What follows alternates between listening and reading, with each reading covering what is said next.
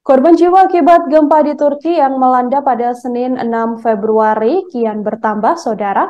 Hingga saat ini tercatat ada setidaknya 4.372 korban yang meninggal dunia dan diperkirakan bahwa korban yang meninggal dunia ini masih akan terus bertambah. Angka kematian korban gempa di Turki juga terkonfirmasi akan naik secara drastis. Selain korban meninggal, ada setidaknya 15.834 warga yang mengalami cedera. Hingga saat ini, tim penyelamat masih melakukan pencarian dan penyelamatan di Turki. Tim penyelamat juga telah menyisir tumpukan puing dalam kondisi beku dan bersalju untuk menemukan korban selamat. Negara-negara di seluruh dunia turut mengirimkan dukungan dan bantuan untuk membantu upaya penyelamatan di Turki. WHO juga telah memperingatkan bahwa jumlah korban kemungkinan akan terus meningkat sebanyak 8 kali lipat.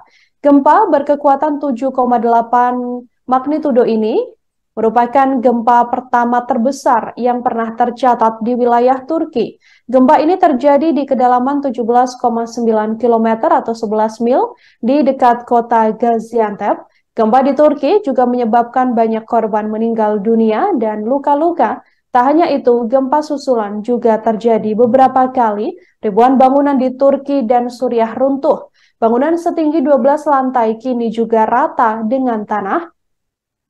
Di lokasi banyak pula jalan-jalan yang hancur dan ada puing-puing sangat besar yang tampak di beberapa titik di lokasi pasca gempa.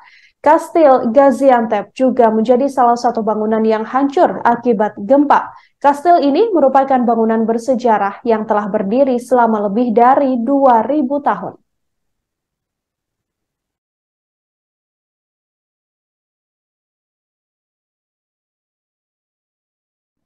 Arkadaşlar 10 tur oteli yanındaki bina göçük altında yakınlarımız var. Lütfen levye, makas ne varsa.